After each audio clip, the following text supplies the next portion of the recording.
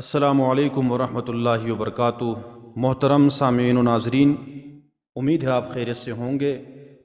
آج کی اس ویڈیو میں ایک ایسے وظیفے اور ایک ایسے دم کا آپ لوگوں کو بتاؤں گا کہ جس کا ثبوت حضور علیہ الصلاۃ والسلام سے ہے، اور صحابہ کرام نے اس پر عمل کیا تو حضور علیہ الصلاۃ والسلام نے اس کو پسند بھی فرمایا اور ان کی تائید بھی فرمائی۔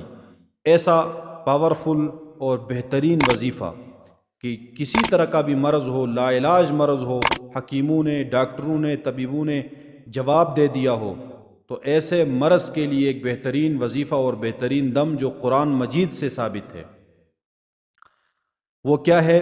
حضرت عبداللہ بن مسعود رضی اللہ تعالیٰ عنہ کے بارے میں آتا ہے روایات میں کہ ان کا گزر ایک ایسے بیمار کے پاس سے ہوا جو سخت امراض میں مبتلا تھا۔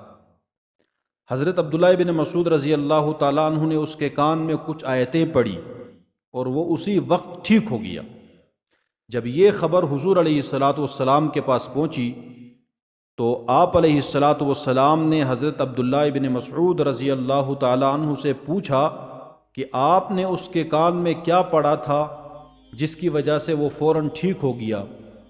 تو حضرت ابن مسعود رضی اللہ تعالیٰ عنہ نے عرض کیا کہ قرآن مجید کی فلاں آیتیں میں نے اس کے کان میں پڑھی تھی۔ تو حضور علیہ الصلاۃ والسلام کو جب ان آیتوں کا پتہ چلا تو رسول اللہ صلی اللہ علیہ وسلم نے فرمایا کہ قسم ہے اس ذات کی جس کے قبضے میں میری جان ہے، اگر کوئی آدمی جو یقین رکھنے والا ہو یہ آیتیں کسی پہاڑ پر پڑھ دے تو پہاڑ بھی اپنی جگہ سے ہٹ سکتا ہے۔ اتنی پاورفل اور اتنی زبردست یہ آیتیں ہیں۔ تو اسی وظیفے کو آپ سے شیئر کرنا ہے۔ وہ کون سی آیتیں ہیں؟ وہ آیتیں ہیں سورہ مومنون، قرآن مجید کی سورت ہے سورہ مومنون، 18ویں پارے میں ہے۔ اس کی جو آخری 4 آیتیں ہیں وہ عبداللہ بن مسعود نے اس مریض کے کان پہ پڑھے تھے۔ وہ کون سی آیتیں ہیں؟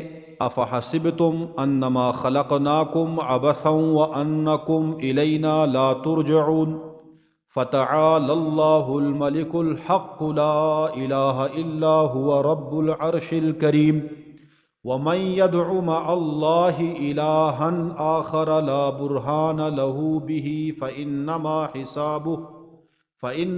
حسابه عند ربه انہ لا یفلح الکافرون وقل رب اغفر وارحم وانت خیر الراحمین۔